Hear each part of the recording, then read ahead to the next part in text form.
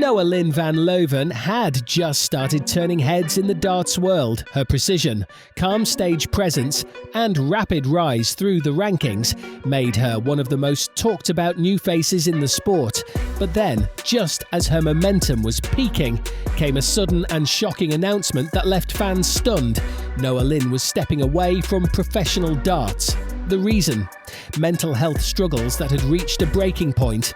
And while many rallied behind her, the reaction wasn't universally supportive. In fact, the backlash that followed exposed a darker side of darts fandom and raised serious questions about how the sport treats its rising stars. But the storm brewing around Noa-Lynn had been bubbling for far longer. Even before her mental health break, she was a lightning rod for online abuse. A section of the darts community, especially online forums and anonymous Twitter accounts, wasn't shy about airing their discomfort with a trans woman competing in the sport. Some claimed it was unfair or that she had an advantage despite no evidence or rule violations.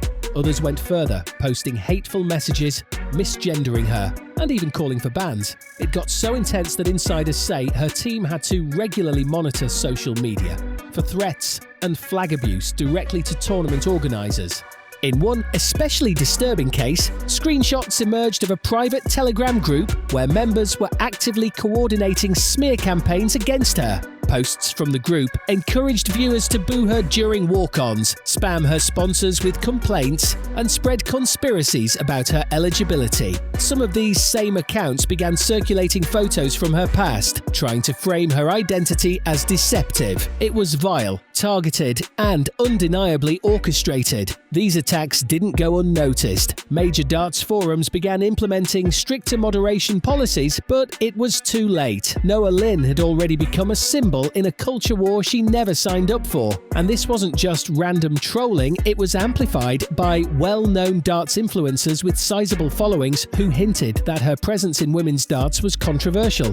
One YouTuber even suggested she was ruining the purity of the sport, prompting backlash from both fans and players alike. The video racked up over 100,000 views in 2 days before being quietly removed. Yet amid all this, Noa-Lynn kept playing. She didn't respond publicly, she let her game speak. Every ton-plus finish and nerveless checkout seemed to be a defiant response to the noise around her. But behind the scenes, the toll was mounting. One close friend revealed she was having panic attacks before matches, sometimes throwing up in the bathroom just from the pressure. Not from darts, the darts she could handle. It was everything else. Then came the breaking point. At a women's series event in early 2025, sources say she left the venue early after a particularly vicious day of abuse online and confrontational behaviour from a handful of spectators. That night, she made the decision to step away, and the next morning, her announcement went live. Almost instantly, support poured in. Fellow players, fans, and mental health advocates applauded her bravery. Fallon Sherrock, who had gone through her own wave of criticism and personal battles, posted a heartfelt message of solidarity. Lisa Ashton, a veteran of the women's circuit, echoed those sentiments, saying, "It takes more strength to step back than to push through when you're suffering." But unfortunately, not everyone was so kind. Across social media, a wave of cruel comments emerged. Some accused her of being weak, of not having what it takes for the big stage. Others claimed it was a PR move, a way to dodge recent performance issues or avoid certain tournaments. The speculation became relentless, and much of it, disturbingly, was gendered. One thread on a popular darts forum accused Noa-Lynn of seeking attention and claimed her exit was a stunt. Another comment read, "If you can't handle pressure, don't play pro." The double standards were glaring. As some pointed out, when male players like Dimitri van den Berg or Luke Humphries have spoken about mental health struggles, the response is generally more empathetic. But Noa-Lynn, she was ridiculed. Insiders say the pressure had been building for months. Off the oche, Noa-Lynn was navigating intense media scrutiny, not just about her game, but her identity as a trans woman in a sport still catching up to inclusivity. Every missed double seemed to come with an added layer of judgment. Every win met with questions of fairness. It was mentally draining, and friends close to her say she was burning out in silence. But perhaps the most troubling part of this story is what came next. As the days passed, online backlash grew. Some anonymous accounts began spreading unverified rumours about her personal life. One account falsely claimed she was being investigated by the PDC, a complete fabrication. Another suggested she was faking symptoms to secure sponsorship sympathy.